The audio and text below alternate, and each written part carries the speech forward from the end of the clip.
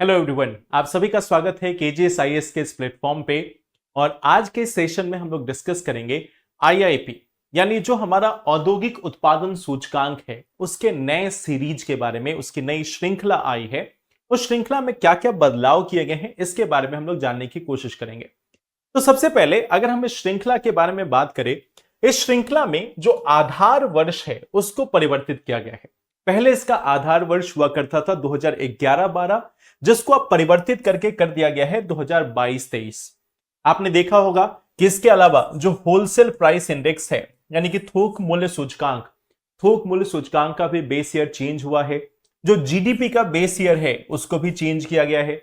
इसके साथ साथ जो हमारा उपभोक्ता मूल्य सूचकांक है सीपीआई, इसके बेस ईयर को भी 2024 किया गया है और इन दोनों को भी 2022-23 के रूप में चेंज किया गया है। तो ये कुछ प्रमुख चीज हैं कि आप देखोगे कि जो हमारा इंडेक्स ऑफ इंडस्ट्रियल प्रोडक्शन है यानी कि औद्योगिक उत्पादन सूचकांक, उसके बेस ईयर को भी यहां पे परिवर्तित करके 2022-23 किया गया। और ये जो रिवीजन है वो किसके द्वारा हुआ? सांख्यिकी एवं कार्यक्रम क्रियान्वयन मंत्रालय, इसके द्वारा इसे रिवीजन किया गया, इसके द्वारा इसको संशोधित किया गया। तो ये पार्ट तो हमें देखने को मिला कि चलो बेस ईयर तो चेंज हुआ, बट सिर्फ बेस ईयर का बदलाव नहीं हुआ है। आईआईपी में कई सारे महत्वपूर्ण बदलाव हुए हैं, तो उन सभी को हम लोग जानने की कोशिश करेंगे इस वीडियो में। अब देखो, अगर हम बदलावों के बारे में बात करें तो सबसे पहले आप देखोगे कि हमारे पास जो पुराना जो सूचकांक था, जो पुराना औद्योगिक उत्पादन सूचकांक था, इसमें हमें देखने को मिलता था कि 839 वस्तुएं थी जिसको 407 समूहों में वर्गीकृत किया गया था। वहीं पे अगर हम अभी के समय में देखें तो अब यहां पर 1042 उत्पाद हैं और उसको 463 समूह में, 463 ग्रुप में वर्गीकृत किया गया है। इसको इतने ग्रुप्स में बांटा गया है। यानी यहां पर आप देखोगे हमारे पास नए उत्पाद भी जोड़े गए और कुछ नए समूह भी बनाए गए हैं। यानी अब संख्या और अधिक है। जो हमारे यहां देश में हमारे जो उद्योग है उसके बढ़ता हुआ जो उसका रूप है, जो स्वरूप है, उसको यह दर्शाता है कि किस प्रकार से हमारे यहां औद्योगिक क्रियाएं और ज्यादा विस्तृत और ज्यादा विविध होती जा रही हैं। फिर आप देखोगे इसमें अगर हम लोग बात करें तो पहले से 3 मौजूदा क्षेत्र थे। हमारे पास पहले से 3 मौजूदा क्षेत्र थे, बट अब एक नए क्षेत्र को ऐड किया गया है जिसमें गैस, जल, सीवरेज और अपशिष्ट प्रबंधन को शामिल किया गया है। तो हमारे पास पहले से 3 सेक्टर्स हुआ करते थे। एक जो खनन संबंधी हुआ करता था, एक हमारा सेक्टर जो है वो यहां पे खनन का था, एक सेक्टर खनन का था, दूसरा जो सेक्टर था वो था उद्योग को लेकर, और तीसरा जो सेक्टर था वह बिजली को लेकर था। तो हमारे पास पहले से 3 सेक्टर यहां पे मौजूद हुआ करते थे। 3 सेक्टर में इंडेक्स ऑफ इंडस्ट्रियल प्रोडक्शन को देखा जाता था, औद्योगिक उत्पादन सूचकांक को देखा जाता था। बट अब उसकी जगह पे अब एक चौथा सेक्टर ऐड हो गया है जिसमें जल आपूर्ति, सीवरेज, अपशिष्ट प्रबंधन, इन सभी चीजों को भी शामिल किया गया है। तो अब यहां पर कुल मिलाकर 4 सेक्टर्स हो गए हैं। फिर अगर हम लोग बात करें कि कुछ नई चीजें जिसको इस बार ऐड किया गया है उसके स्वरूप को समझने की कोशिश करते हैं कि क्या क्या नई चीजें हैं जिसको यहां पर ऐड किया गया है। तो नई चीजों में आप देखोगे सीसीटीवी कैमरा, चुंबकीय पट्टी वाले जो डेबिट कार्ड होते हैं या क्रेडिट कार्ड होते हैं उनको ऐड किया गया, जो स्टेंट या टीका, इन सभी को ऐड किया गया। इसके अलावा विमान या अंतरिक्ष यान के जो पुर्जे होते हैं, इन सभी मेजर आइटम्स को ऐड किया गया है नए सूचकांक में। आप देख सकते हो कि ऑफ कोर्स संख्या बहुत अधिक है, तो इन सभी को याद रखना नहीं है, बट हां इससे आपको यह मालूम चलता है कि किस प्रकार की नई चीजों को इसमें शामिल किया जा रहा है। जो हमारे उद्योग का बदलता हुआ स्वरूप है उसके अनुसार नई नई चीजों को इसमें शामिल किया गया। और कुछ जो पुरानी चीजें थी उनको यहां से डिलीट भी किया गया। जैसे कि पहले सीएफएल बल्ब काफी फेमस हुआ करते थे, सीएफएल बल्ब काफी ज्यादा यूज किए जाते थे, बट अब आप देखते हो कि उसकी जगह पे एलईडी ने ले लिया है। अब जो सिलाई मशीनें हैं उनकी जो प्रासंगिकता है वो कम होती जा रही है, उनका उत्पादन कम होता जा रहा है, उनका उपयोग कम होता जा रहा है, तो इसको भी उससे बाहर किया गया। इसके अलावा आप देखोगे टायर के लिए जो ट्यूब इस्तेमाल होता था, तो अभी आपने देखा हो काफी सारे ट्यूबलेस टायर्स और बाकी चीजें आने लगी हैं, तो उनकी प्रासंगिकता भी खत्म होती जा रही है। तो इसको भी औद्योगिक उत्पादन सूचकांक से बाहर रखा गया।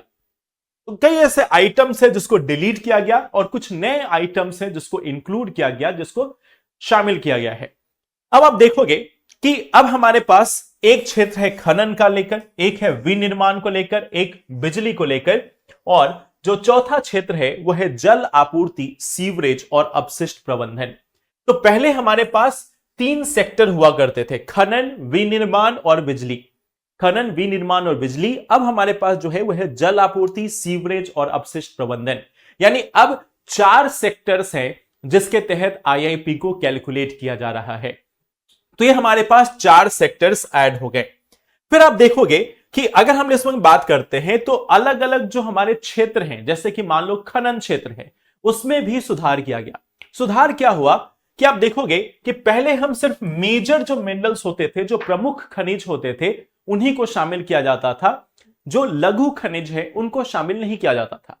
बट अब जो नई सीरीज आ रही है उसमें जो स्मॉल या माइनर खनिज जो है, माइनर मिनरल्स हैं, उसको भी शामिल किया गया। इसके अलावा जो दुर्लभ मृदा तत्व हैं, जो रेयर अर्थ एलिमेंट्स हैं या रेयर अर्थ मिनरल्स हैं, उसको भी शामिल किया गया है खनन वाले हिस्से में।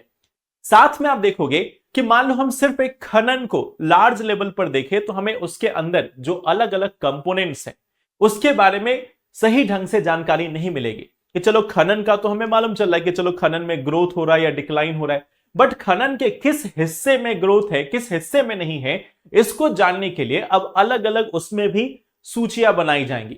जैसे कि ईंधन वाले का अलग, मिनरल फ्यूल्स का अलग किया जाएगा, धात्विक जो है, जो मेटालिक मिनरल्स हैं उसको अलग किया जाएगा, जो अधात्विक या नॉन मेटालिक मिनरल्स हैं उनको अलग किया जाएगा, ताकि एक माइनिंग के अंतर्गत भी हम देख सके कि कौन सा क्षेत्र है जिसमें अधिक वृद्धि या कमी देखने को मिल रही है, किस क्षेत्र में वृद्धि, किस क्षेत्र में कमी देखने को मिल रही है। उसके अनुसार गवर्नमेंट अपनी पॉलिसीज में बदलाव ला सकती है, उसके अनुसार इन चीजों को समय रहते परिवर्तित किया जा सकता है। तो ये एक नया बदलाव है जो आपको देखने को मिलेगा। इसके साथ साथ आप देखोगे कि हमारे यहां जो बिजली वाला जो हिस्सा है, बिजली वाला जो क्षेत्र है, उसमें भी चेंज किया गया है कि जो नवीकरणीय ऊर्जा के स्रोत है उसका सूचकांक अलग रहेगा। मतलब एक सूचकांक जो है हमारा आईआईपी के तहत हमारे पास 4 अलग अलग सेक्टर हो गए। उन चारों सेक्टर के अंदर में भी अलग अलग कंपोनेंट्स बनाया जाएगा। जैसे एक हमारा सेक्टर है विद्युत, तो विद्युत के अंदर में भी 2 अलग अलग इंडिसेज होंगे, एक जो इंडिकेट करेगा नवीकरणीय ऊर्जा के स्रोतों को और दूसरा जो इंडिकेट करेगा गैर नवीकरणीय ऊर्जा के स्रोतों को, जिससे हम यह समझ पाएंगे कि हमारे यहां किस प्रकार की ऊर्जा का अधिक उत्पादन हो रहा है, कहां वृद्धि आ रही है और कहां पर हमें कमी देखने को मिल रही है। तो इससे हमारी इकोनॉमी के बारे में, हमारी अर्थव्यवस्था के बारे में, हमारे उद्योग के बारे में हमें और बेहतर जानकारी मिल सकती है। फिर आप देखोगे यहां पे एक और चीज, जो अलग अलग वेटेज था, जो 3 सेक्टर पहले हुआ करते थे कि खनन था, विनिर्माण था और बिजली था, इनका वेटेज पहले अधिक था, कुछ का वेटेज अधिक था, कुछ का कम था। अब इसमें चेंज किया गया। जैसे आप देखोगे पहले खनन का वेटेज हुआ करता था 14.373, ये पहले वेटेज हुआ करता था। अब जो नया वेटेज है वो है 11.053। पहले इसका वेटेज था 77.633। अब इसका वेटेज घट के कितना हो गया है 76.062। वहीं पे बिजली में आप देखोगे पहले वेटेज था 7.994 और अब जो वेटेज है वो है 10.865। और जो नया सेक्टर ऐड हुआ है, जो जल आपूर्ति, सीवरेज या अपशिष्ट प्रबंधन का, उसका नया वेटेज ऐड किया गया है 2.020। यानी कि पहले जो भारांक थे उसमें कमी आई, खासकर किसमें, खनन में, विनिर्माण में कमी आई। विद्युत का जो भारांक था या वेटेज था उसको बढ़ाया गया और एक नया जो वेटेज ऐड हुआ है वह है जल आपूर्ति, सीवरेज या अपशिष्ट प्रबंधन का। तो ये कुछ नए सेक्टर्स में जो भारांक में बदलाव हुए हैं, ये भी हमें यहां पर देखने को मिलता है। तो अब आप सभी के लिए क्वेश्चन है। क्वेश्चन ये है कि अगर हम बात करते हैं कि भारत में औद्योगिक उत्पादन सूचकांक, इसका संकलन और प्रकाशन मासिक आधार पर किस संगठन द्वारा किया जाता है। ठीक है, अब आपने एक चीज तो देख लिया कि मिनिस्ट्री कौन सी इन्वॉल्व है, कौन सी मंत्रालय है, ये तो आप जानते हो, बट इसके अंतर्गत कौन सा वो ऑफिस है, कौन सी वो संस्था है जिसके द्वारा इस रिपोर्ट को कंपाइल किया जाता है या पब्लिश किया जाता है मंथली बेसिस पे। तो इसका आंसर देना है आप सभी को कमेंट बॉक्स में। थैंक यू इस वीडियो को देखने के लिए। All the best. Thank you.